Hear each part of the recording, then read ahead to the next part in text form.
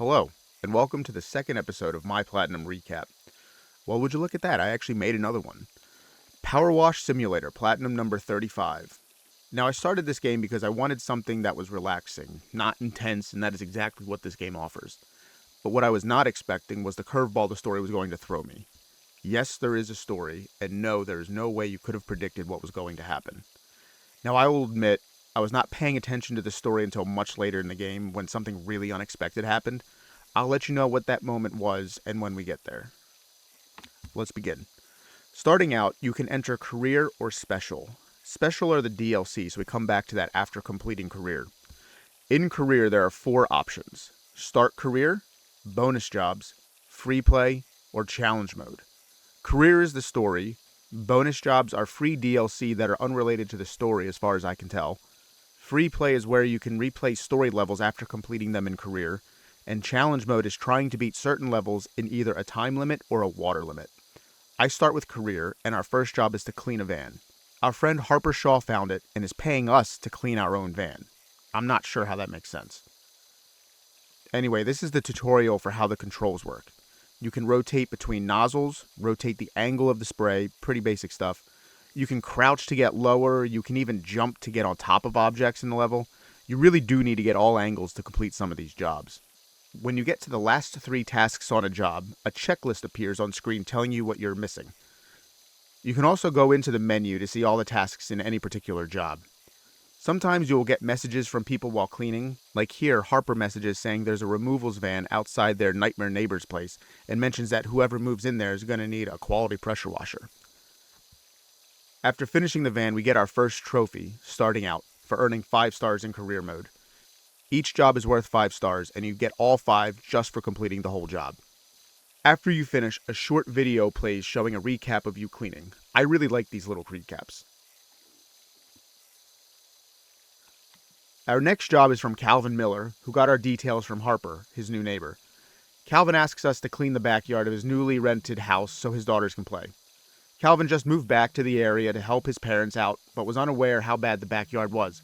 How do I know this? Each level has an overview so you can follow the story. It's actually a really nice backyard. There's a nice patio with table and chairs, a small pond that you could maybe put some fish in, a couch swing, a barbecue, a shed. Cal messages saying, funnily enough, his first girlfriend, Florianne Perez, used to live here back in the day and reminisced about the fun they used to have as kids playing in the backyard, climbing up and down the rock garden all day pretending they were on Rumblin' Mount Rushless and the pond was the crater. We received a few more messages while working. One was from Joe Average, who wants his dirt bike cleaned, one from the park warden to clean the local playground, and one from Calvin Miller to get his folks' bungalow cleaned. You will receive messages like these when a new level becomes available. We also receive a random message from Harper about finding their dream RV at the auction. It's all creamy, like a toffee pie on wheels. That's one way to describe it. It sold for a crazy amount, so they didn't get it, but the dream lives on. This job is obviously much bigger than cleaning the van, and I'm still getting used to how the game plays. It takes me about an hour and 20 minutes to complete. Not bad for $450. After clicking continue, you can see the new jobs available. The bungalow, the playground, the dirt bike. The dirt bike is only worth $75, so that means it's short, so I do that next. Joe Average thinks there's something wrong with the dirt bike because he keeps losing, but he is one of life's winners. Every morning he puts 4 slices of bread in the toaster, but only eats the slice that pops up first. He only drinks the bit of coffee that wins the race to the mouth, but he is always dead last on his bike. He thinks there must be mud stuck to the manifest, and that's what's slowing him down. The manifest? You mean the manifold? Maybe you're losing because you don't know what you're doing. Or maybe it's because you haven't cleaned the bike in 15 years? I choose to clean Cal's parents' bungalow next. I'm going to read the overview on this one because I found it pretty damn funny. Hey Doc, you know I mentioned my folks? Well, I think it's time their bungalow met your pressure washer. It's so filthy it's hard to tell where the ground ends and the house begins. When I mentioned you to Ma, her eyes lit up. Pops moaned and said the browner the porch, the warmer the torch, which clearly means nothing, so he's overruled. If you can give the place a good cleanup, I'm sure it'd give them both a lift. Now that's some quality writing. Upon starting, we learned that Calvin is a volcanologist from his mother. That's pretty cool, but incredibly random. Nothing more to note here, a straightforward level. I finished the bungalow in about an hour and pocketed another $550. Business is booming. Next, I decide to check out the bonus jobs. There's a lot here. There are 4 odd jobs and 5 different Muckingham files with like 11 different jobs between them. I choose the Mars rover because why not? I have no idea how these tie in with the rest of the game. I didn't spend much time here except for this one job which, when finished, got the second trophy of the game, Side Hustle, for completing a bonus job. It only took about 10 minutes, but I only made $15. I guess I don't get travel allowance for going to Mars. Back to career, and the only job available is the playground for $600. This is the most expensive job yet, which probably means it's also the longest. The park warden got our information from Harper Shaw and contacted us to clean the playground because some children have come down with dermatitis, and some people think it's because of the condition of the playground. He doesn't believe it, but he's humoring the townsfolk and having the place cleaned. I noticed there was a trophy for this soccer ball getting up the Stegosaurus slide, so I attempted it for more than 10 minutes, unsuccessfully. I tried different nozzle heads. I even tried to put the small step thing next to the slide to keep the ball from rolling away, but I just could not get it up the stupid slide. I figured my power washer was just too weak to do it, so I went to the store. I haven't mentioned this yet, but you can buy equipment for your power washer or even buy better power washers with the money you earn. It's here that I bought all the attachments for the Prime Vista 1500, which is the power washer you start with. This gets you the trophy fully equipped. The attachments are 2 different length extensions and the turbo nozzle, which just swirls the straight stream of water. For some reason I thought this would help. It did not. After wasting far too much time trying to get that ball up the slide, I abandoned it for now. Harper messages saying the mayor's cat Ulysses is missing and the whole town is on the lookout for him in time for the festival. There apparently won't be a spring till he's put a hat on. The mayor then messages saying I need to put everything on hold. He's probably messaging me to keep an eye out for his cat. Nope. His golf buggy is soiled like you wouldn't believe. Also, Cal mentions he gave our details to a friend who needs help with her new place. The old Diath place. I was right, this was the longest job at close to 2 hours and 45 minutes. This was a great recap screen though. You may be asking yourself, did any of the previous levels have trophies tied to them like this one did? And the answer is, unfortunately, yes. Both Calvin's backyard and his parents' bungalow have trophies. This is where free play is very useful. You can replay any level you've already completed, so no need to go through career again. Thank God. For the backyard, all we had to do was clean the stones on the walkway first. Easy. Takes less than a minute, we get our next trophy, First Steps. What did we have to do for the bungalow? Leave the gutters for last. Are you kidding me? Well, I'm not doing that job again right now, so I'll have to wait. After this, I was tuned into what each job needed, and there was no way I was making the same mistake twice. The next job is from Mayor Jeff Jefferson the 13th. His cat Ulysses has gone missing. He thought he saw him on the lake on the 13th hole, but it was just a boisterous carp. He slammed his brakes but went tumbling down the slope, and now the cart needs a cleaning. Probably the easiest job, taking only 3 minutes and earning $100. That's $2,000 an hour. There was one more job with a trophy with specific restrictions. I had to clean the van with just the red nozzle. Fine, I'll do that next. Just 13 minutes later, we get Powerful Pressure Purist. At this point, I have over $1,800 burning a hole in my pocket, so naturally, I buy every type of soap there is for the trophy Soap Connoisseur. There are 6 different types of soaps to help clean certain surface types: glass, metal, plastic, stone, multi-purpose, and wood. They can be useful in cleaning wide areas fairly quickly, or if they have a type of dirt that is difficult to clean off. The soaps didn't cost that much, so I still had a lot of money left over, so I decided to buy the medium-duty power washer, the Urban X U2, and all of its accessories for the trophy Urban Expert. These last 3 trophies were within 90 seconds of each other. The next job is the detached house. Cal gave our details to Aura Smith and Jenny Pebbles, who live in the house owned previously by eccentric actress Esther Diath, who vanished mysteriously in the national park. Aura and Jenny got a great deal on the house on account that it's haunted and the furniture moves by itself. That doesn't bother them as much as the dirty exterior does, and I'm the only power washer who agreed to do the job. Whatever, as long as I get paid and I don't have to go inside. For this job, I have to clean the pathway, driveway, and driveway edges first. I get that out of the way for the trophy Pave the Way before continuing with the rest of the house. At one point, I get a text from Aura and Jenny telling me to be careful how you go around the volcano. They went up there to enjoy a smoky sunset, and Jenny saw a UFO pop out of the top and disappear? Okay? At this point, I have no idea any of this is mentioned. I told you I wasn't paying attention to the story until later, but this is important. An hour and 10 minutes later, the detached house is clean, and I avoid any supernatural nonsense. For now.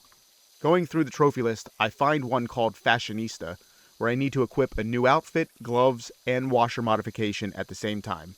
I choose Halloween 2024, equip, and get the trophy. Moving on to the shoe house in Great River County National Park. Martha Hubbard is a teacher, and she asks me to clean the shoe house because she can't have the children clean it like she used to in the old days. I'm not sure who gave her my number, but a job's a job. I'm glad I was focusing on the trophies beforehand because the trophy for this job is to clean the sole last. I really don't want to have to repeat any other jobs like I already have to do with the bungalow. Just over 40 minutes later, I put the finishing touches on the sole for the trophy sole task. We get another call from Aura, from the haunted house. Well, they found a car in the garage and want it cleaned up.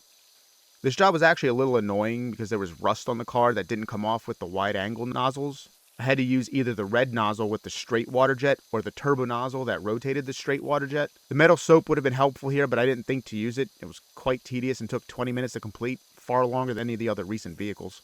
Next is the fire station. Denver Drill, the fire chief, says that normally the firefighters clean it themselves, but they have not had time because they've been sent all over looking for the mayor's cat. That doesn't sound like appropriate use of resources. This works out well for me because this is a massive job worth $1,100. Looking at the trophy list, there is one in this level for completing the whole thing without using the scaffolding. That shouldn't be a problem. Actually, now that I think about it, has there been any scaffolding in any of the other levels so far?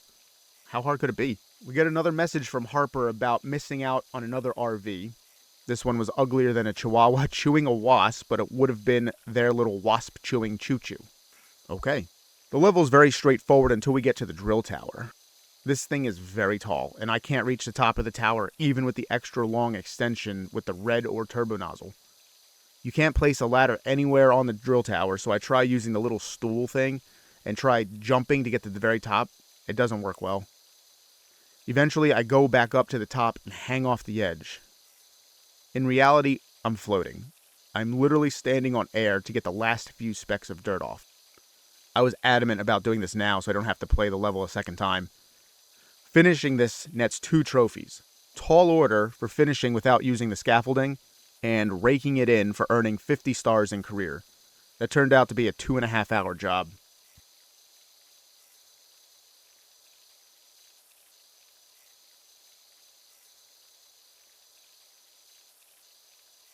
The chief then asks me to clean their old fire truck. The reason? The mayor's cat was reportedly seen behind a waterfall, and the chief wants to clean the old truck to send with the new recruits on that wild goose chase, so the rest of them can get on with the proper jobs. He says if I can make it sparkling, the mayor will never tell the difference. It sounds like the chief is sick of the mayor's shit. There is a trophy attached to this level, and it's to clean the windows, windscreen, and wing mirrors first, so I finished that off quickly for I can see clearly now. Denver messages with an interesting theory saying the mayor's cat is not really missing, but the mayor's using it as a distraction device so no one notices all the pipeline stuff. This is the first I'm hearing about it. It must be working. Cal then messages saying he's up at the volcano and he thinks he sees the cat on the outer rim. He's going to go in for a closer look. Cal messages a little later saying it's definitely Ulysses. He can see his funny leg. 30 minutes later, the fire truck is finished. Before I take on another big job, I take on a smaller one for Cal's dad who got his old race car out of the garage. A quick 15-minute job before moving on to the forest cottage belonging to siblings H and G Hexenjäger. They are confectioners and creators of the finest gingerbread to ever grace the county. I just hope the only things getting cooked is gingerbread when I'm there. The story in this level implies Hansel and Gretel are not their real names, but they are in fact bank robbers who assumed these identities to hide from authorities. Just under an hour and a half later, I'm out of there and not an accessory to any crimes. At this point, I have close to $4,000 and decide to buy the Prime Vista 3000 heavy-duty power washer and as many accessories as I can. I'm just a couple hundred shy of buying all the attachments, so I'll have to pick up the last one later. Aura and Jenny contact me again. This time they ask me to clean the RV they just bought after selling Esther's old car. They, however, no longer want it and are willing to give it to me or wondering if I know anyone who's looking for one. Luckily, I do know someone who is looking, and 45 minutes later, Harper has a new RV. The park warden messages wanting the skate park cleaned. Apparently, Muckingham's State Park was chosen to host the county championship, so it needs to look good for the competition. This was a fun job because it was very open with a lot of large surface areas to clean. There is a trophy in this level for pushing the soccer ball out of the bowl.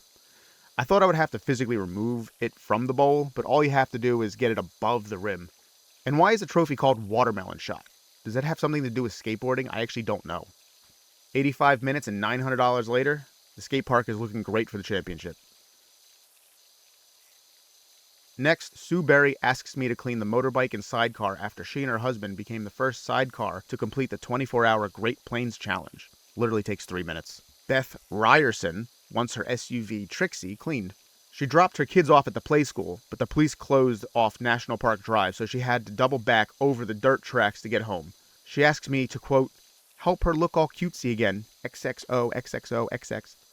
Ugh, fine. Just pay me so I don't have to talk to you again. Another quick 3 minutes, and Beth Ryerson is gone forever. Algernon Evans. Okay, what do you want? Came a cropper on the old bicycle. Seems an element of rust must have crept in and seized up the roddy sop blocks. Give the old boy a quick swish, and there's a shiny thruppenny. Thruppenny? Thruppenny bit in it for you. Oh my god, who are these people? And $10? Why am I doing this? Well, for one, the trophy. Impeccable balance for standing on the penny farthing for 10 seconds. The entire ordeal lasts 3.5 minutes. Fine, I can handle that. Next, I decided to go back to the playground to try and get the soccer ball up the slide. Even with a more powerful power washer, this was still a pain. It didn't take me long, but trying to position the ball sucked. I got it eventually after failing a few times. Stegascore. I get another call from the fire chief asking me to clean their helicopter. They just had to rescue Cal from Mount Rushless. The volcano fumes got to Cal, and he thought he saw the mayor's cat. TV crews are coming, so the copter needs to look good. First thing to clean are the helicopter blades for the trophy, Live by the Blade. Cal messages saying even if he's goosed on CO2, he can still tell the difference between a limping ginger tomcat and a pyroclastic flow. One thing's for sure, letting the chief know his predicament saved him, and he owes me one. Another good thing that came out of it was he met Florianne again, his old girlfriend. She was the helicopter pilot that saved him, and they're out on a date. Look at me, power washer and matchmaker. 45 minutes later, we're ready for the cameras. Or we would be, had they rescued Ulysses too. Once the TV crews and senators found out they only rescued Cal, they were a no-show. At this point, I have almost $2,600, so I go and buy some attachments, including the last one for the Prime Vista 3000 for the trophy, Heavy Hitter. The last attachment is the Prime Vista Extra Long extension. This would have been really helpful for the drill tower. We hear from the mayor again. His mansion has been egged, and there's graffiti on the gates. He has no idea how anyone could do this because he is as fair and noble a mayor as this town has ever seen. Due to heightened security, I won't actually be allowed on the property to clean. I use the new extra long extension to reach the mansion, but most of the cleaning is the fencing and wall out front. Another 45-minute job complete. Finishing this job also earned me the 100th star in career mode and popped the trophy, Big Business. Stacy Peachy messages saying she just joined the traveling carnival. She purchased a beautiful classic carousel but is worried about being outgunned by the owners of the bigger rides. She wants me to give it a good deep clean and really make it pop. She asks that I arrive in a plain van so the competition don't get the same idea. Yeah, right. I need all the business I can get. We arrive and quickly get a message from Kevin Bernard, the proprietor of the carnival's Helter Skelter. He sees that I'm power washing and explains his Helter Skelter is filthy because it went rolling down the creek because it fell off the tow after having to avoid some monks in the roadway. Sounds like I've got another job lined up already. But what's a Helter Skelter? You probably already know the answer if you're from the UK, as I think it's common there. But if you're American like me, you may think to yourself, doesn't it have something to do with Charles Manson? You'd be correct in that there is a book, movie, and a TV series of the same name about him, but that's not what this is about. You may also think it's a video game, but it's not. That's Mary Skelter. It's a term meaning hurried and disorganized. It's also the title of a Beatles song. But what's it doing in a power washing game? It's a slide. Found at a fairground. If you're still confused, you'll see it later. Little over an hour and a half later, the carousel is complete, and because I cleaned it without turning it off, we get the trophy, Merrily Go Round. The mayor has given my details to Blake Thrust. He asks me to clean Holy Moly, a one-man subterranean mining unit used to scout beneath the Earth's crust for valuable mineral deposits. I start with the drill head and tip first for the trophy, head first. In less than 40 minutes later, we're done and headed to the treehouse built by Hunter Lode. He's out here looking for the missing link, aka Sasquatch, aka Bigfoot. He says sometimes pranksters come all the way out here hollering unearthly noises and chucking stinky mud around. Hunter has slid down the steps and clean off the edge, but has always landed on his feet and never broken a bone due to his mongoose-like reflexes. He doesn't want to push his luck though, so asks me to hose the place down. I start with all the lanterns because of the trophy, Lantern Hunter. I do check to see how far it lets me out of the area, but it's not far. But I do find some suspicious tracks. Are these the real missing link? Or is it a prankster? I guess we'll never know. Now this treehouse is massive. Definitely the biggest level so far. Luckily, Hunter gives us some missing link facts to keep us going. Fact number 1. They're sometimes called Bigfoot because of their one big foot, kind of like a bear's. The other one's small like a cat's. Hunters even found track evidence of this himself. Fact number 2. They deposit their scat in bundles, much like a wild hog, with which they apparently share an identical diet. Fact number 3. Their scent is very much like that of a muskrat, and they seem to crouch right down, marking their territory to appear much smaller than they really are. It's no wonder the missing link has been able to avoid detection all this time. It mimics the behaviors of every other animal in the woods. Incredible. After 3 hours and 20 minutes, this treehouse is finally clean. Next up, the temple. Annie Mall messages about an order of the nicest, kindest, non-verbal monks whose temple is currently caked in manure top to bottom. It's a heck of a story, and she fills us in as we go, but basically, they're not there right now, and she thought it'd only be right and neighborly of her to get it hosed down in their absence. Something to give them a boost for when they return. They sure could do with one. I wonder if these are the same monks that were in the road that caused Kevin Bernard to swerve and lose his helter-skelter down the creek. Now what if the monks were the ones that covered the temple in manure? Maybe it's some spiritual thing, I don't know. I probably shouldn't take work from someone to do on another person's property. Seeing as how I don't have a choice, I start cleaning and possibly breaking the law. As I start, Annie messages saying the mayor has a secret pipeline diverting water from the river to a secret mining rig. The monks have relied on that river to water their crops for time immemorial, and now those crops are failing. I just cleaned a mining rig. In a desperate act, the head monk sent them out on a pilgrimage of faith. Annie doesn't know where they're headed, only that they took with them a vast multitude of eggs. Wait a minute, I think I know where they went. While the monks were gone, there was a freakish twister that scooped up all the freshly laid manure from Annie's farm and deposited it all over their temple. Okay, had I known this from the start, I wouldn't have been as hesitant to start the job. So the trophy for this one is to ensure the gnome is on top of the roof once the job is complete. It was almost very easy. Then I knocked the gnome off and had to try to put him back. This was way harder than it needed to be. Multiple times I had him at the top, only for disaster to strike. Eventually I succeeded in getting the gnome to stay and completed the level and got the trophy, Gnome Sweet Gnome. Annie is thrilled with the results. She says it's going to give them such a lift, and she can look forward to many more years of free labor on the farm. Oh no, Annie. From one shit job to another, Clement Weathers is looking for me to clean his newly purchased washroom. He says folks been asking him recently, Clem, why the heck you buy a huge abandoned washroom when you only ever gonna need it 6 to 8 times a day? I'll tell you, I'm gonna convert it into Muckingham's premier nightclub. Young'uns crave novelty, right? And I can tell you, ain't no one round here experienced acoustics like you can get in this place, I can tell you that. Anyhow, I'm a bit of a germaphobe myself, so I only got as far as taking the cubicle doors off. If you could blast this place, I could see what I'm playing with. Clem then starts explaining his vision. A line of glitter balls lead you in through the entry tunnel, shining light of every color and every angle and every face. Get you all discombobulated but excited. The trophy for this level is another great reason to look ahead at the trophy list. We have to finish the toilets, toilet seats, and toilet lids last. Clem continues with his vision. Enter the main room, where all the sinks are converted into a drinks dispenser. Speakers built into the floor hit you with the deepest beats from your toes up. Further along, the cubicles. These will be private dance floors, each one featuring the latest hits from a different continent. And to be clear, by cubicles, he means toilet stalls. He continues, the urinals. Now I'm thinking will contain a different soft drink, allowing the patrons to rehydrate after hitting the cubicles. Eventually, I finish the final toilet and get the trophy, delaying the inevitable. After all the thought Clem put into it, he's second-guessing his plan. He's not really sure he wants a bunch of sweaty Gen Zs griming up the place.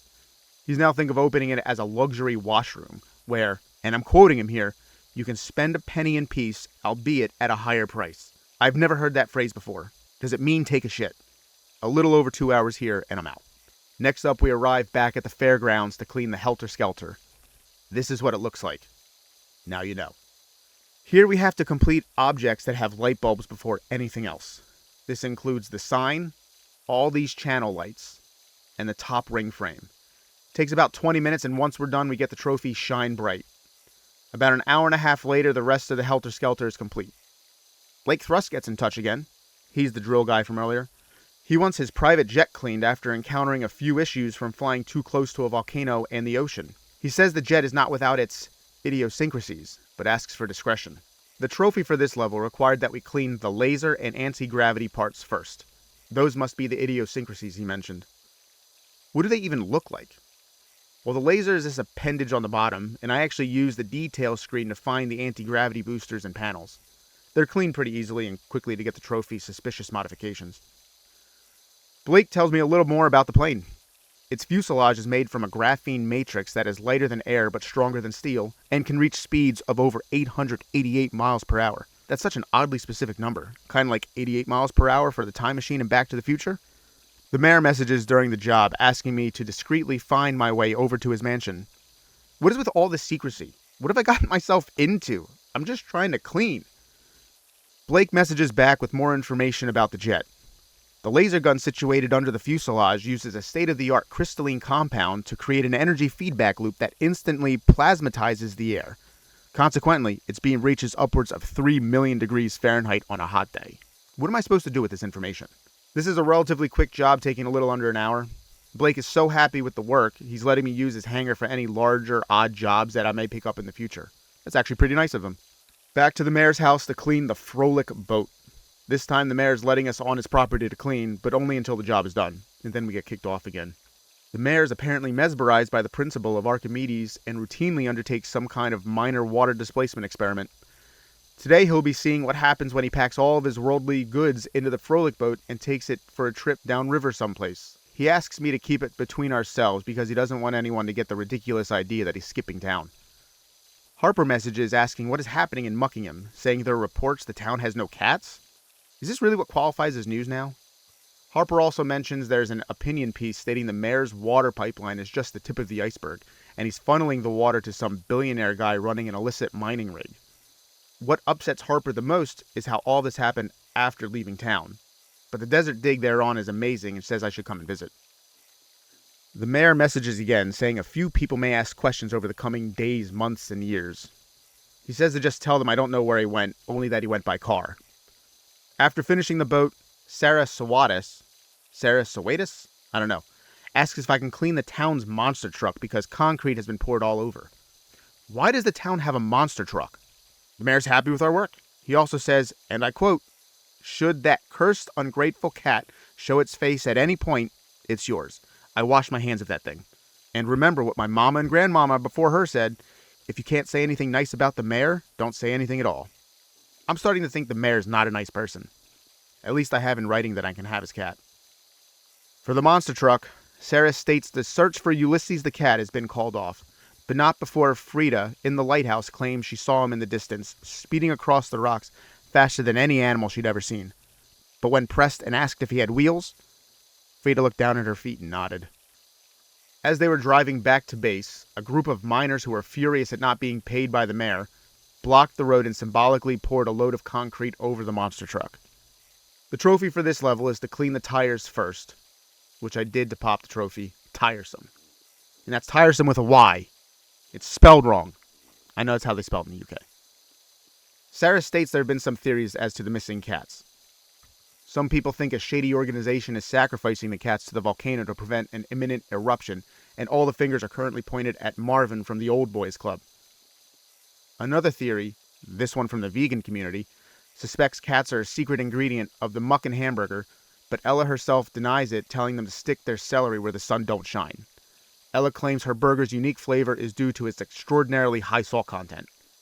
While cleaning the truck, Bree Strobe asks if I can come back to the carnival to clean the Ferris wheel. Sarah messages another theory that everyone at Roddy's Biker Shack thinks all cats are aliens that have been on some kind of recon mission to Earth, and that they finally got all their intel and have gone home to report. Sarah herself thinks the cats are somewhere out in the sticks, where someone is feeding them some nice tuna steaks and they'll be home soon enough. Finish the monster truck and head over to the carnival to clean the Ferris wheel. Bree states there's a great view of the volcano at the top of the Ferris wheel, and it looks especially good because it's smoking right now. Now at this point, other than the very early mention of Cal being a volcanologist, this is the first time that I noticed a mention of a volcano in the game. All the other mentions of it I've missed because, like I said earlier, I was not paying attention to the story. After finishing the Ferris wheel, I get the trophy Superstar for earning 150 stars in career mode. I also need to ride around the Ferris wheel with a gnome for a trophy. The gnome is at the top of the Helter Skelter, so I grab him and walk over to the Ferris wheel and hop on. At the top, we see the volcano. I'm not sure if it's been visible up to this point. Finishing the ride with the gnome, we become best buds. Next job is from Commissioner Baryonyx, who asks to have Muckingham's subway station cleaned. He says, owing to the steady reputational rise of Muckingham, Caldera City Transportation Network is excited to announce the reopening of its subway links to the vibrant town. For this level's trophy, you have to complete the advertising boards first, so obviously I get that out of the way quickly for Blast from the Past. While working, the commissioner gives us some information on the railroad system. Construction began on the Muckingham to Caldera City line when Wilberforce Thrust, father of Blake Thrust I'm assuming, wanted an efficient way of transporting his workers to his cattle ranch. It was opened by Mayor Jeff Jefferson X, who died the same day due to an incident relating to the station's substandard construction. The subway was reopened again following extensive repointing in 1923 by Mayor Jeff Jefferson XI. It closed again the following fall after the shocking revelation that Wilberforce Thrust had been using it to funnel train trucks full of stolen money out of town. The money was never recovered. The subway remained closed for another 30 years until community funding allowed for its renovation. It ran until 1984 when the main tunnel's extensive repointing finally failed, thankfully in the dead of night. Nearly 3.5 hours later, I'm $2,000 richer. Next, I'm headed back to the fairgrounds to clean the fortune teller's wagon. The uncanny Franny just picked up this wagon from an old lady online for a bargain price after no one else bid. The old lady wasn't happy and said she'd curse Franny if she didn't pay her the going rate, but it's not Franny's fault that the old lady didn't set a reserve price. Besides, it wasn't looked after, and it's covered in anything and everything you can imagine, and the rest of the fairground is pristine. You're welcome. It's nice to see my work being recognized. Now there's a trophy for knocking over all of the coconuts at the fairground. I had to look this one up. It turns out there's a booth with 5 coconuts and all you have to do is knock them off their pedestals. Trophy name is Coconut Dodge and it's incredibly simple. As we begin, Franny asks if I'll be her first subject and will divine my past and future based on the ancient techniques of water divination. Franny senses I used to be wishy-washy, always flitting from one thing to another. But now I have this renewed focus, like the 15-degree nozzle of a quality pressure washer. Suddenly, I feel the need to wash away the sins and malaise of the unfortunate. This isn't just dislodging moss and muddy streaks. It's also becoming a compulsion for me. A compulsion that's threatening to take over my life. Looking at my future, it is apparently quite amazing. She doesn't want to spoil it for me, so she'll be intentionally vague. But there are things I'm going to do and see beyond my imagination in the next little while that are going to blow my mind. Sure. Cal messages us again. He's back up on Mount Rushless and says the data is off the charts. He fears the volcano looks ready to blow, and if she does, Muckingham is in real danger. That would probably be bad for business. 40 minutes later, the wagon is cleaned, and I am contacted by Sonia Alamuddin, who got my details from Harper.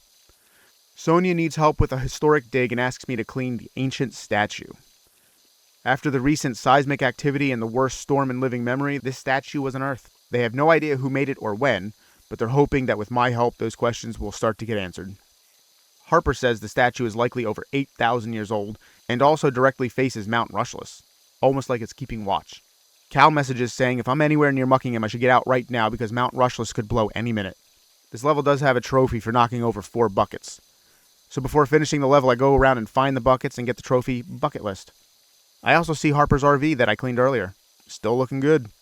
As I finish the statue, Jean-Claude Flambeau texts saying he's done something terrible and now his beloved stunt plane is egg-bound. How can a plane be egg-bound? Something interesting happened at the end of this little recap video. The statue emits a beam of light from its forehead. Have I somehow doomed mankind by cleaning the statue? Harper is very appreciative with my help and says they're in awe of the statue, let alone that beam of light that it fired at the volcano. It fired the beam at the volcano? I've definitely doomed mankind. I have to wait to see what kind of damage I've done because the only job I can choose is Jean-Claude's egg-bound plane.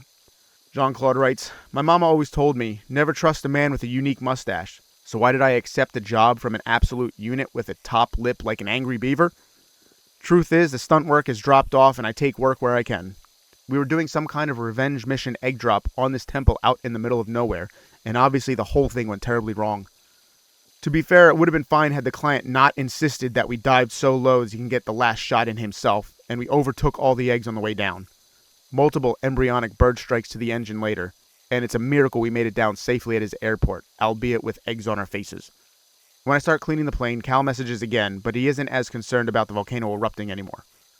In fact, he says just as he was getting the heck off of Rushless, there was this huge flash of light. He thought for sure he was a goner, but the volcano instead instantly calmed. Rushless is starting to gurgle again now, but whatever it was should hopefully buy them some time to get everyone out of Muckingham at least. Next message is from Timmy Timerson. I'm cleaning at his airport and he asks me to show the utmost discretion. They have some of the most important and secretive people in the world coming in and out of here. So whatever it is that I see is not to be discussed with any other human. Is that clear? It's signed off as JJXIV. Is that Jeff Jefferson the 14th, son of the mayor? Sonia then messages saying they found something else amazing in the desert and asks if I'm ready for something else historic. I'll get the chance to soon because it's the next job after finishing the plane. Before I get started, I head to the shop and purchase the triple tip nozzle to get the trophy Unlimited Power Wash for the final attachment for the Prime Vista Pro. Now we head to the ancient monument. Sonia says they were scouting the area after the recent seismic activity and found this curious hand statue that's never been seen before.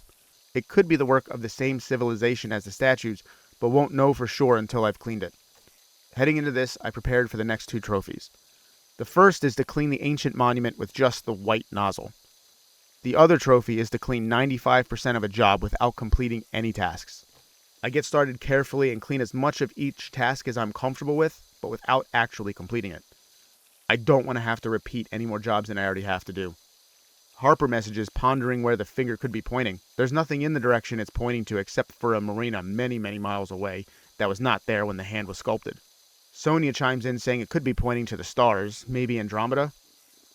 Cal texts next saying he has been in contact with the fire chief and evacuations are taking place for everyone in Muckingham. Flo's fire helicopter is being called in to see if anything can be done to calm Mount Rushless. I guess it didn't stay quiet for long. Sonia messages again saying she just realized the hand has 6 fingers. When I get to 95% of the level done, I get the trophy Good Things to Come.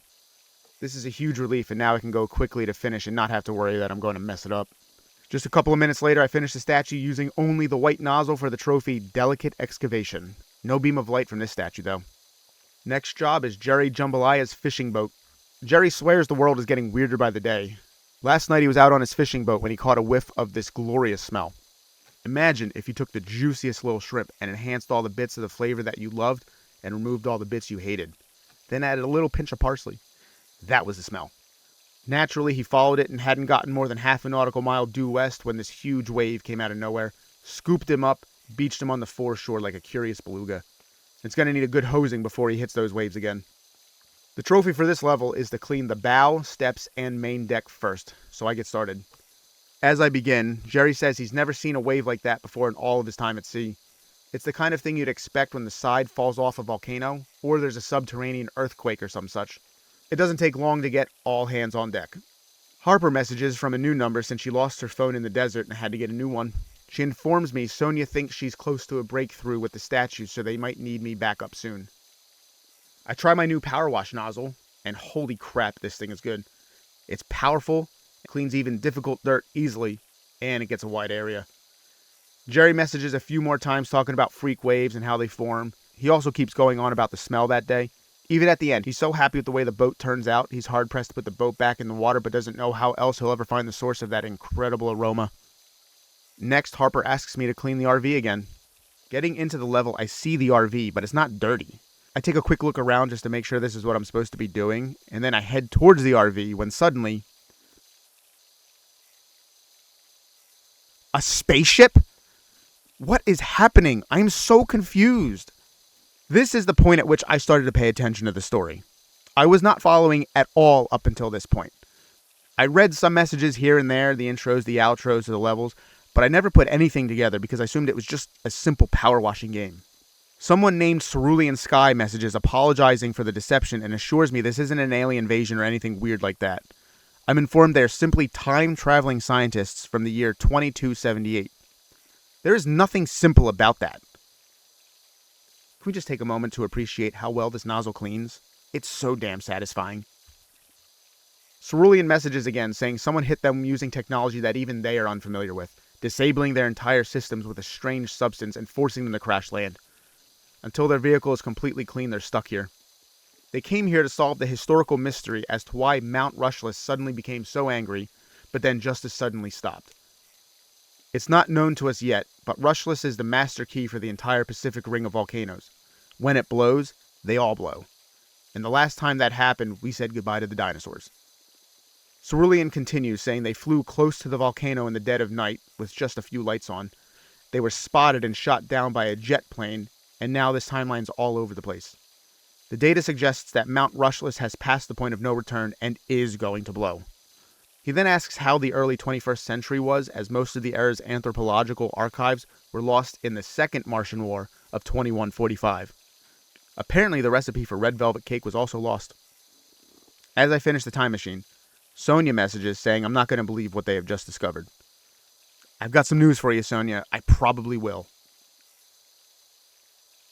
Next job is to clean the Lost City Palace. Sonia says she and Harper hitched a ride on a fishing boat to search where the hand in the sand was pointing. Turns out she thinks they found the lost city of Atlantis. Only it's in the Pacific? It has very recently resurfaced, and judging by the clams, it must be over 8,000 years old. The palace definitely looks related to the statues in the desert, but it needs a good cleaning so they can make sense of what's beneath the dirt. Harper suggests getting in touch with Cal and seeing if Flo can fly me over. This is the most expensive job yet at $2,250, which means it will probably be the longest. As we get started, Harper messages just how delicious the place smells, like walking into a huge bowl of shrimp cocktail where they got the Marie Rose sauce just right, a dash of Tabasco and a squeeze of lemon. Apparently, there were a number of cats at the marina, and they're lucky there were no feline stowaways. It quickly becomes apparent that this is, in fact, a massive level. I finished this decent-sized wall, and I'm still at 0% of the total palace cleaned. I decide to work on the outside from the top down, so I head to the top and start with the Pyramidion pedestal. This will be important for later. After cleaning for nearly an hour, we're at 20%, and I receive a message from Cal saying he is on his way back to Rushless to see what's going on. There have been reports of volcanic activity across the entire Pacific Rim. This really doesn't sound good. 2 hours in, and Harper messages asking if the statue is me and asks how it feels to be worshipped as a god by an ancient underwater civilization destroyed thousands of years before my birth. What statue is she referring to? Personally, I don't see the resemblance. 3 hours in, we're at 60%. Cal messages again saying there's no chance of getting near the volcano's rim, but he's spotted something weird and is going in for a closer look. It's an abandoned mobile mining drill, and it's broken into the magma chamber itself. The operation likely destabilized the whole place. About 45 minutes later, Cal says there are traces of an odd, luminous ore everywhere, and he's never seen anything like it. Actually, there's something else up there with him. An aircraft just shot straight out of the volcano and is headed my way. I don't see anything. The CO2 must be making Cal delirious again. The final 10% actually only takes 15 minutes, but as you can see in the to-do box, I have to finish the atrium inner and outer ceiling and something called the Pyramidion gem. I don't know what that is, but I worked on the pedestal earlier, so I run to the top after completing the ceiling, and this happens. I start cleaning it, and very quickly you see a plane circling and the screen shakes. Upon completing the gem, the trophy, as it was foretold, pops, and we're treated to this ending. A beam of light shoots from the gem into the volcano, and the time machine we cleaned earlier appears in the sky and shoots the plane down. I'm assuming the plane is Blake Thrust. Never in a million years could I have predicted how this was going to go, but here we are. Cerulean says that after I cleaned their ship, they went further back in time, methodically tracing my steps one job at a time, right back to the backyard cleaning days. While doing so, they pieced together Blake Thrust's ambitions. Thrust was obsessed with the lost city of pacifists. I'm going with pacifists, like Pacific.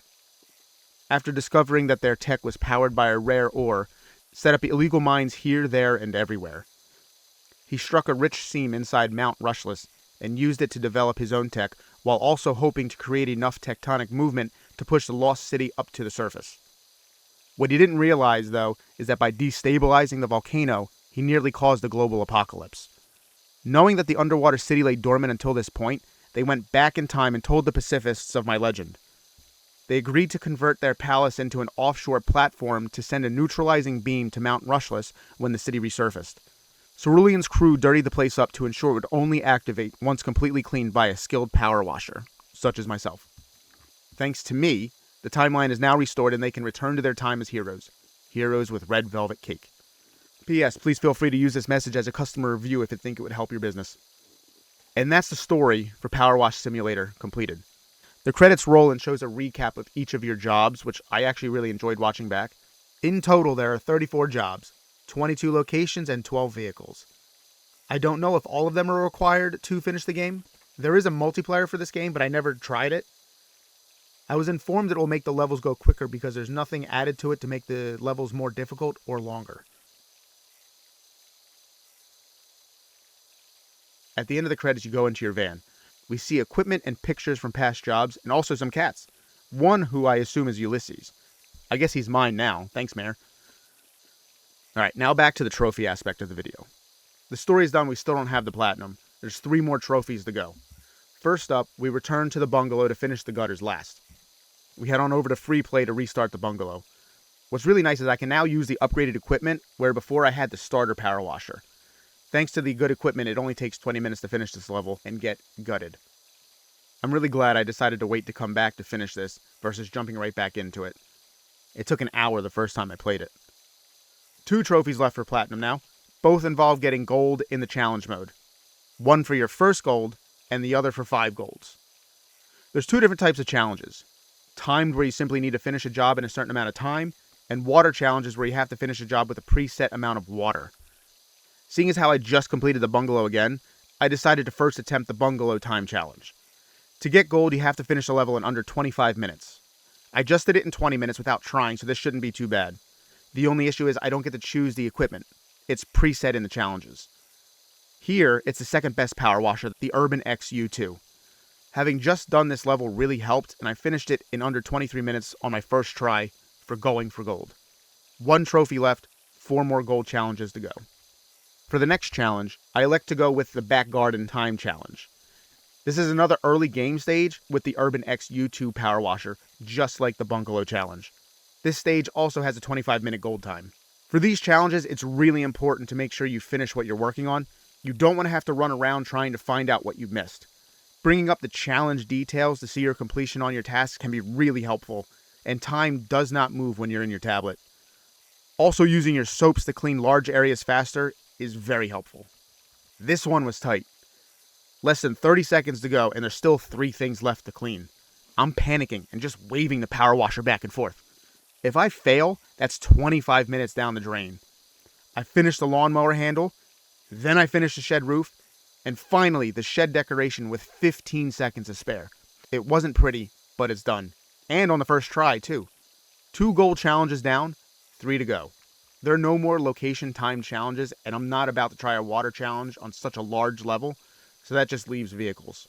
After a lot of debate on what to try next, because they all seem terrible, I select the time challenge for the dirt bike. It's only a 1-minute gold, so at least I can get a lot of attempts in a short period of time, but after a couple of attempts, I give up. There was always something I couldn't get that was in the middle of the bike, and it was too frustrating for me to continue, so I moved on to the golf cart. It's a little bit more open, so hopefully it won't be as difficult. And I was correct. Finished on the first try with more than 7 seconds to spare. 3 golds down, 2 to go. Because that went so well, I wanted to see how the water challenge is. My first strategy was to move my character while washing, or to just use a burst of water on a single spot. This was actually really inefficient and was taking too long, so I moved on to another time challenge. This time with the motorbike and sidecar.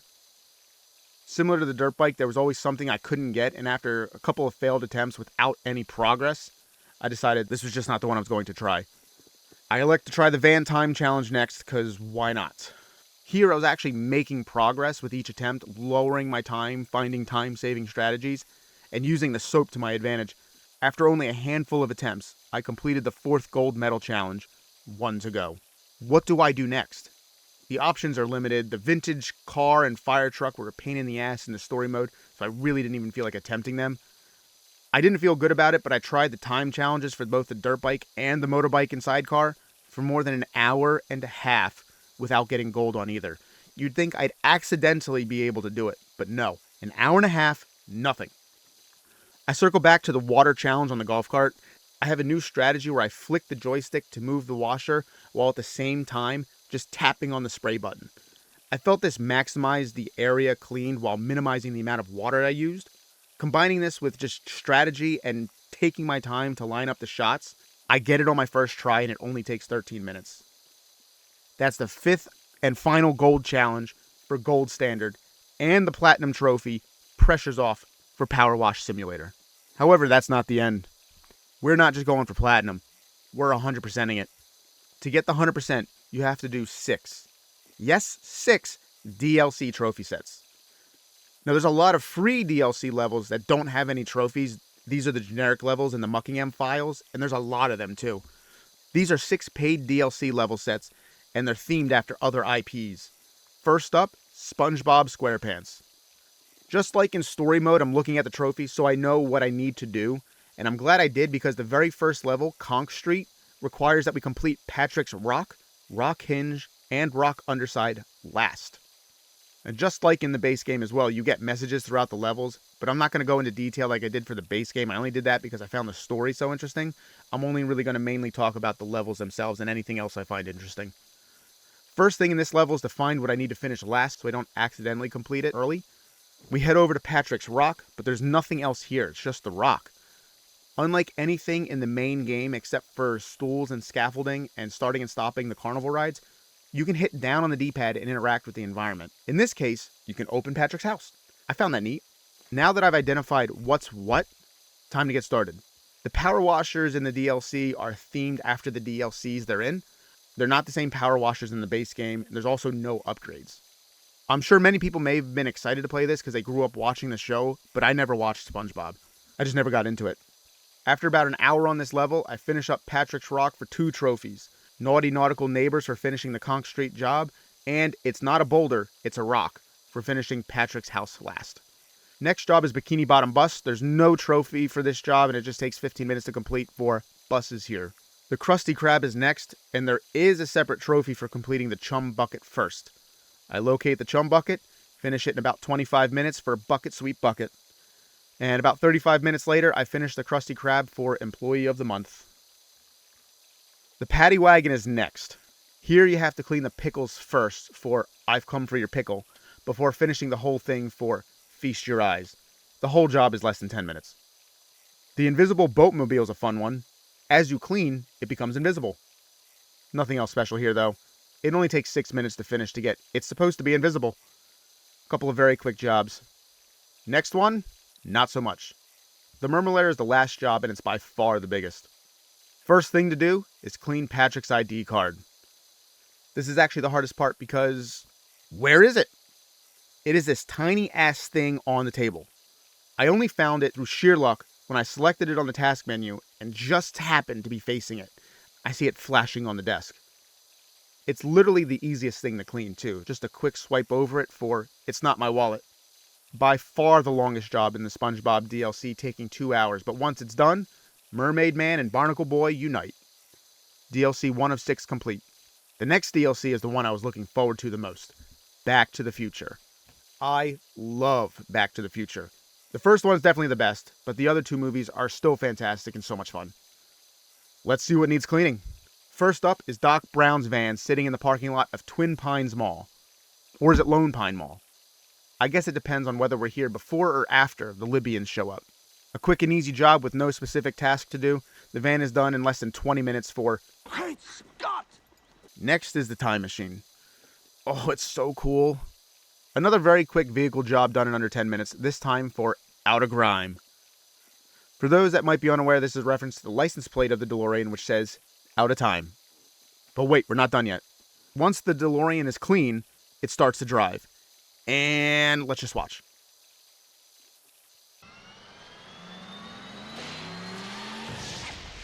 Okay, that was cool as shit. Oh, it won't let me go any further. Well, I can actually get in the fire. Oh, that is just so awesome. I hang around for a minute waiting for it to reappear, as you would know if you've seen the movie. Unfortunately, I was distracted by what I think are cones when it does reappear. But once it does, we get the trophy. 88 miles per hour! The Hill Valley Clock Tower is next. Much bigger than the previous 2 vehicle jobs.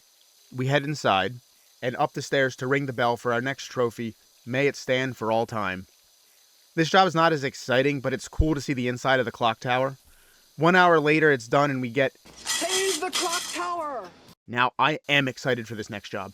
The Hollow Max Theater. You may know what's coming, but first, the grid wall needs to be cleaned. It's not my choice, but it needs to be done for Back to the Theater. Once 20% of the job is done, we get a message from the production assistant saying there's a real fun trick that the special effects team have done for the movie theater if I want to try it out. I just need to stand on a special marker on the road and wait for the magic. Hell to the yes, I am doing it. Even if there was no trophy, I would still be doing it, and I am so happy.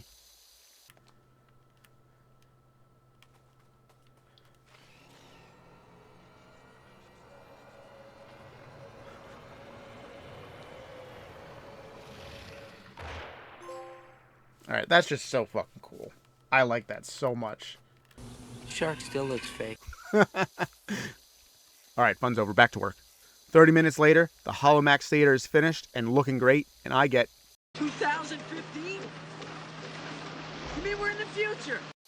Last but not least, Doc's Time Train. I'm really glad they put something from each movie in here. The train is such a small part of the last movie and given barely any screen time, so it's cool to see it here. The same goes for the Holomax Theater. First thing we have to do is clean the flux capacitor and its particle colliders first. And I forgot. I just started cleaning. I don't know how I forgot, but it doesn't take me long to realize, but it's too late. I tried to reset the level, but I only reset partially completed tasks, and I only added more time to the job. Whatever, it's the first thing that needs to be done. I can just jump back into it quickly and finish it. Like the DeLorean, this is very detailed with all of its parts, and I wonder at what point all these parts were detailed on paper. The entire train takes only 40 minutes, and that includes me messing around in the menu and trying to reset the level. Once the train is complete, we get the trophy. Your future is whatever you make it! And we're treated to this.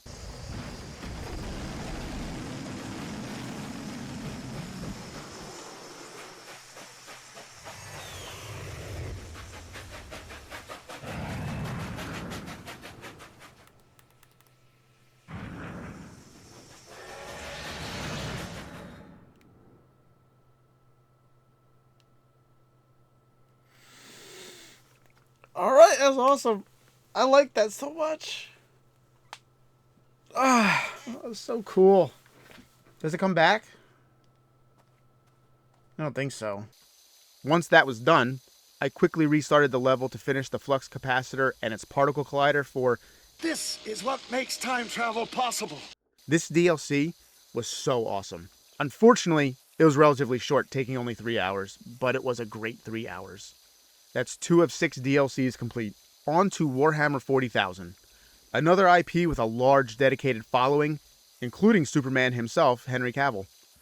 I, unfortunately, am not part of the following and know literally nothing about it.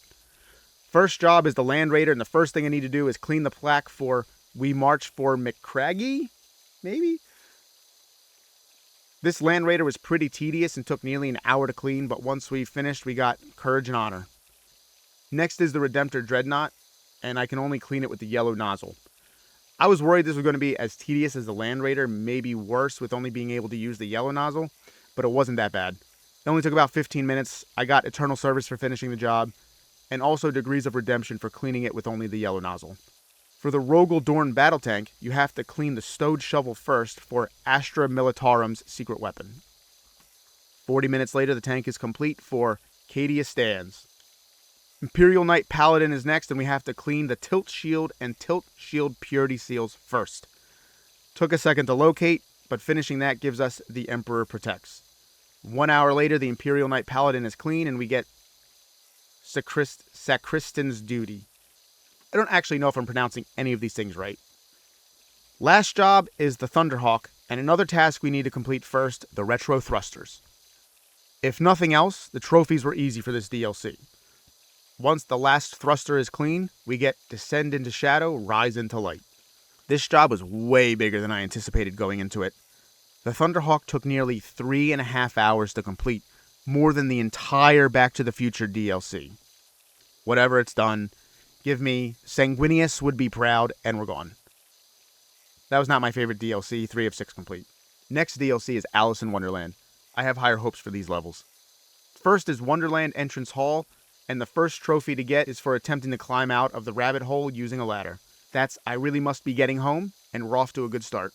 After finishing the hall, I head into the room and I hear this.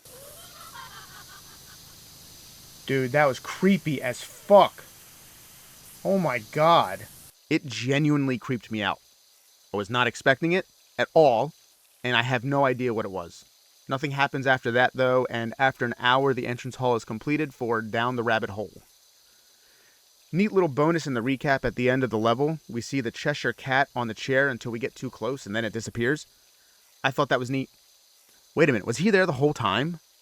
I didn't notice until making this video, but the cat is visible while I'm in the hall, and even when I head into the room. That noise that I heard must have been the cat disappearing. I don't know how I missed him the whole time I was in the level. I didn't see him there. White Rabbit's house is next, and we have to clean the clocks first. Easy. Or is it? Did you see that? That was a clock painting, and no, it does not count. There is a troll in the power washing game. I mean, I get it. It says that when you hover over it, but who's paying that close attention? Whatever. It's the first thing to do in the level.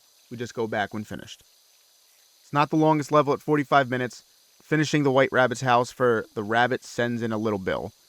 Quickly jump back into the level, avoid the painting at all costs, clean the 24 clocks for, oh, my ears and whiskers, how late it's getting. Heading into the caterpillar's mushroom, we need to clean the caterpillar's cocoon last. No screw-ups. I really don't want to have to clean this level twice. I really like the look and feel of this level. The background looks cool, and oh hey, look who it is! No weird noises in this one. Anyway, this level is pretty big, but overall not too bad. It takes an hour and a half to finish.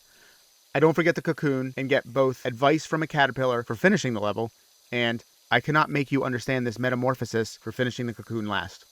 Next is the Mad Tea Party, and here you need to balance on the strawberry on the topmost cake on the cake stand for 10 seconds. Who thought that up for a trophy? I make my way to the strawberry on the topmost cake on the cake stand and get cleaning. While cleaning on top of the strawberry, like a tea tray in the sky.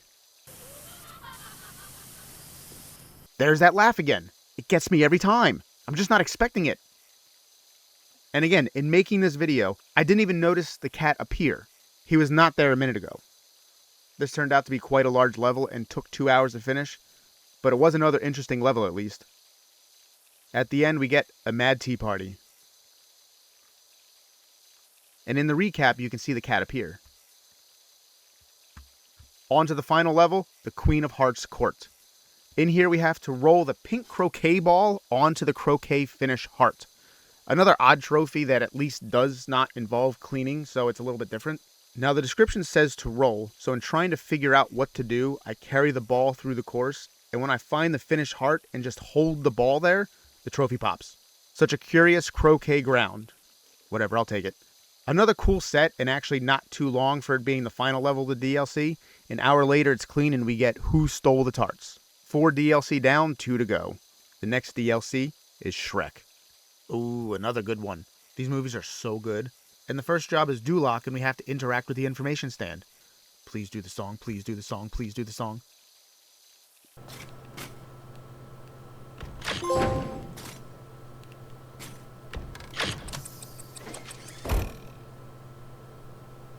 Damn, I had a feeling I wasn't going to be there, but a guy can dream. A little disappointed, but hey. Alright, let's get started. I tried the information stand again once I cleaned, but still nothing. This level's actually quite big and took 2.5 hours to finish. Nothing particularly noteworthy otherwise. Once Duloc is cleaned, it's a sacrifice I am willing to make. Next is Hansel's honeymoon hideaway job, where we need to sit in the onion carriage for 30 seconds. Well, time is money, so I might as well get cleaning. Sure enough, 30 seconds later. Are we there yet? Not much else to note in this job either. This job's also much smaller and only takes about 30 minutes to get. Honeymoon? With whom? On to Shrek's swamp, where we need to clean the outhouse door and door handles first. Ugh, definitely need full PPE for Shrek's outhouse. I guess Shrek shits rainbows? Why is it so colorful? Quick and easy for... Somebody once told me... Shrek's swamp is also not that big. Less than an hour, and we're told to vacate the premises. What are you doing in my swamp? Wait, that's not right. Did you know Shrek never actually says, "Get out of my swamp"? We've made it to the fairy godmother's potion factory. Work smarter, not harder. We do need to run on the running wheel for 20 seconds, though. Look at me, Shrek! I'm trotting! This was actually a big level, taking over 2 hours. Working hard or hardly working? Last level is the Dragon's Lair, where we need to clean the gallery tapestries last. Decent level, straightforward. Didn't forget to leave the tapestries for last. Got That'll do, donkey. for finishing the dragon's lair, and Like that's ever gonna happen. for ending with the tapestries. 5 of 6 DLC complete. The last DLC, Wallace and Gromit. Unfortunately, I know very little about Wallace and Gromit. I've only seen the movie Curse of the Were-Rabbit, but that was a long time ago. First job is to clean Wallace and Gromit's dining room and kitchen. There's this toy train running through both rooms and we need to activate it for all aboard. I was informed that Wallace is an inventor, so there's these weird inventions found throughout the levels. Here it's the Cracker Vac and the Auto Chef. Do you know what a framed marrow is? Because I had no clue. It's a zucchini. But why is it framed? It has something to do with an older Wallace and Gromit story. After cleaning the framed marrow, home sweet home. Next up is Wallace and Gromit's house. In here we have to roll the soccer ball under the pond. I have no idea what that means, so I get started. This is Preston. I figured out how to get the ball under the pond. That's pond possession. Other inventions here include Shopper 13 and Sock-O-Matic. Whole job takes about an hour for Right House Proud. On to the Knit-O-Matic, which is the same address as the house, so I'm going with the basement. Activating the auto wash gets you bath time. There's obviously a lot of contraptions in here, including the auto wash and auto dry, Snoozatron, auto dresser, auto knit, and the Knit-O-Matic. Not the biggest job, but a lot of little details. Took almost 2 hours, got the trophy all knitted up. This one shouldn't take long. Wallace and Gromit's vehicles. Vehicle jobs usually aren't too long. First thing to clean are the Techno trousers for the trophy Squeaky Clean Strides. The vehicles are the plane, which actually appears to be just a normal plane, the Snow Manatron, and the bakery truck. I was right, this wasn't long at all, taking under 20 minutes. Now we're motoring. Last level is the Moon Rocket job. Here the first thing to do is clean the paintings inside the rocket. Very straightforward, there's only 5 of them, and for our efforts we get the Art of Cleaning. For being the last level, it's actually quite short, taking only 50 minutes. Once complete, we have touchdown. And there you have it, all 101 Powerwash Simulator trophies. In total, this took about 87 hours, a little over 52 hours for the Platinum, and another nearly 35 hours in the DLC. If you have friends, it would be a lot quicker. There's nothing difficult about the game, outside of the minor difficulty in getting the gold for the challenges. I can understand the monotony is not for some people, but if you wanted something easy to do after a hard day at work, this is for you. Putting on your favorite music in the background could help. I know Powerwash Simulator 2 released a few months ago. There's no DLC as of right now, but I expect that to change. Only question is, how many DLC will there be? Anyway, thank you so much for watching. I really appreciate it, and I hope you enjoyed. You can visit me at twitch.tv/Amadeo. My schedule has been terrible there the last couple of months, but I'm hoping to be there more soon. If not, hopefully you'll see me in the next video.